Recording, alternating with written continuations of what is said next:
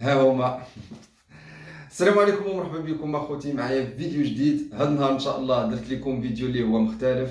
غادي نهضر لكم فيه على الارباح ديالي من اليوتيوب. اول خلصه كنشدها من اليوتيوب، يلاه مشيت البارح خديت اول خلصه ديالي من اليوتيوب. فرحت ليها بزاف صراحه، حيت جاتني من بعد واحد المجهود اللي هو كبير، ومن بعد فيديوهات، ومن بعد تقريبا مده طويله. ولكن واخا هكاك كل حاجه كتجي في وقتها بحلاوتها كما تنقولوا.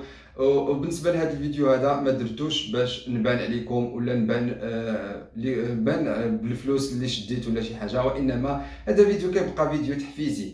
وحتى الناس كيسولوني هذه مده طويله، هما كيسولوني الياس شحال كتشد في الارباح ديالك، الياس فلوس اليوتيوب فلوس اليوتيوب. انا راه ما كنتش شد حتى درهم من اليوتيوب حتى هاد يومين هادي. عاد كتاب باش توصلني الخلصه، اول خلصه من اليوتيوب كانت كتجمع تما، خليتها كتجمع شويه، من بعد شديت اول خلصه ديالي. بالنسبه للمعلومات على تحقيق الشروط والألف ألف مشترك وتحقيق شروط اليوتيوب وتفعيل القناة والبين كود، راه درت لكم فيه فيديو تقريبا شفتوه من هذه مدة طويلة، درتو في القناة ديالي. وبالنسبة اللي ما شافوش يقدروا يدخلوا عنده، غتلقاو الرابط ديالو هنا، وغتلقاو معلومات اللي هي مفيدة على تحقيق الشروط وتفعيل القناة وداك الشيء ديال اليوتيوب مهم اللي غينفعكم بزاف. والتجربه ديالي تقسمت فيه معكم، التجربه ديالي منين شديت البين كود وقلت لكم منين غيوصلوني الارباح غنقسمهم معكم. ودابا وصلت اللحظه اللي غنقسم فيه معكم الارباح ديالي. هادشي اللي كاين اخوتي. كما قلت لكم في البدايه ديال الفيديو، هذا الفيديو ماشي باش نبان عليكم شحال شديت، حيت تقريبا هذا المبلغ اللي شديت ديجا خدمت في بزاف ديال الخدامي وحدين اخرين وشديت المبلغ اكثر من هذا. ولكن الحلاوه ديال الفلوس ديال اليوتيوب كيكونوا طالعين بزاف، ماشي بحال الخدايم الاخرين. شي حاجه اللي كتكون تقاتلتي عليها ودرتي فيديوهات وصورتي ودرتي المونتاج وصبرتي مده طويله، وطبيعه الحال الحلاوه ديالها كتكون اكثر واكثر. كنشكركم بزاف دائما حيتاش كتشجعوني. وما تنساوش الا عجبكم الفيديو ما تنساوش تضغطوا على لي لايك والاشتراك في القناه، خاصه الناس الجدد اللي دخلوا لهذا الفيديو خاصه باش يشوفوا الارباح. نتمنى انكم تشتركوا عندي في القناه وتشجعوني. غنكملوا الفيديو اخوتي.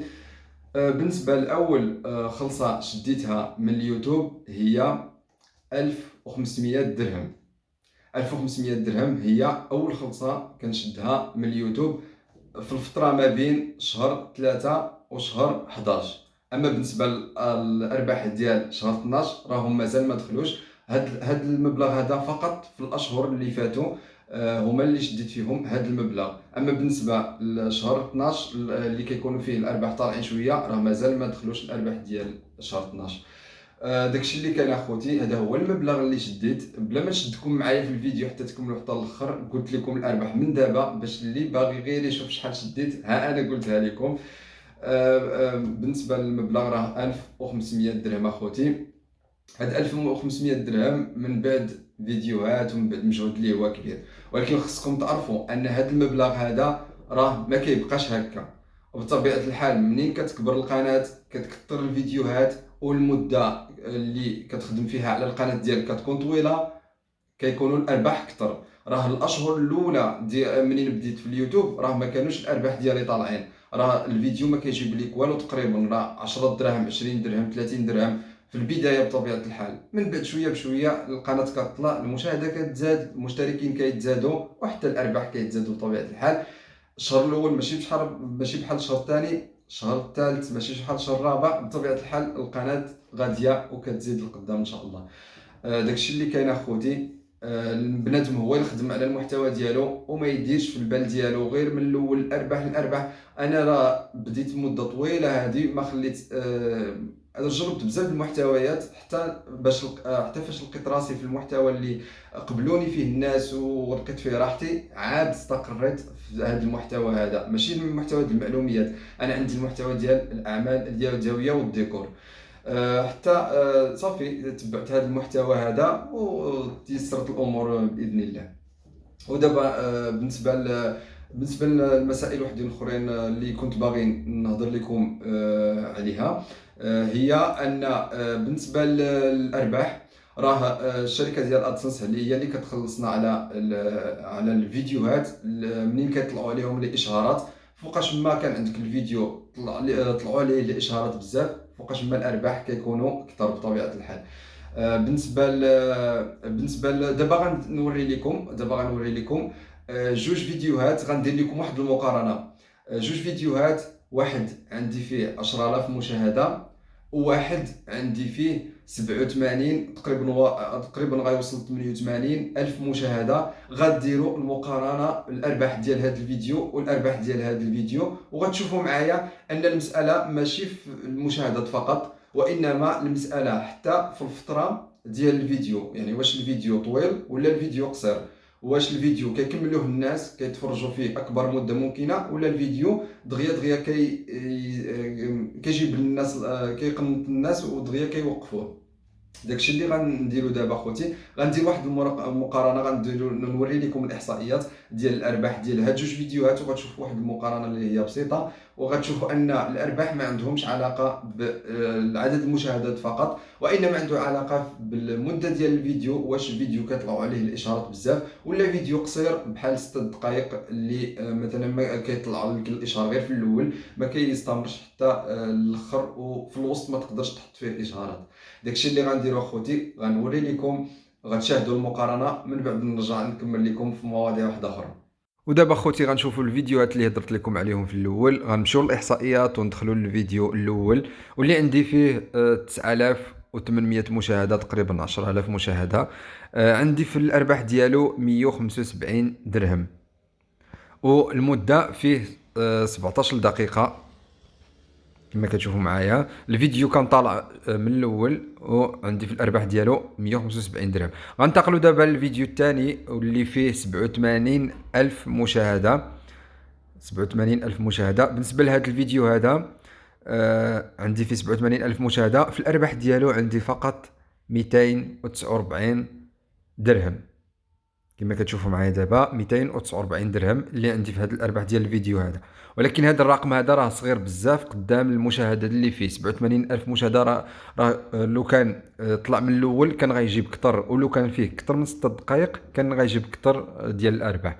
هذا الشيء اللي قلت لكم اخوتي، داكشي عنده علاقه بالمده الزمنيه، عنده علاقه بالمده ديال الفيديو.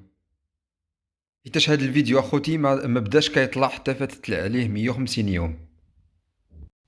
كما شفتوا معايا خوتي، درت لكم مقارنه ما بين الفيديو اللي عندي فيه 10000 مشاهده والفيديو اللي عندي فيه 87000 مشاهده. كما شفتوا ان واخا كاين فرق في المشاهده، ولكن في الارباح راه الفيديو اللي عندي فيه 10000 مشاهده الارباح ديالو تقريبا متقاربه مع الفيديو اللي فيه عندي فيه 87000 مشاهده. داكشي عنده علاقه بالمده ديال الفيديو. الفيديو الاول فيه 17 دقيقه، والفيديو الثاني فيه 6 دقائق. الفيديو الاول حطيت فيه اشهارات بزاف، الفيديو الثاني ما تقدرش تحط فيه اشهارات حيت فيه 6 دقائق، كيبان لك الاشهار غير في الاول وفي الاخر ديال الفيديو. بالنسبه نسيت واحد الحاجه ما قلتهاش لكم في الاول، اللي هما الارباح اللي شديت بالدولار. جاتني 150 دولار. 150 دولار هي 1500 درهم. بالنسبه بالدولار اللي ما كيعرفوش بالدرهم، راني ها هو المبلغ قلت لكم بالدولار اللي هو 150 دولار. بالنسبه للارباح كذلك عندهم علاقه بواحد المؤشر اللي سميتو المؤشر لكل 1000 مشاهده. هذا المؤشر هذا منين كيطلع راه الارباح كيطلعوا معاه، ومنين كيهبط هذا المؤشر واخا يكونوا عندك الارباح راه كيكون المدخول ديال الفيديو طايح.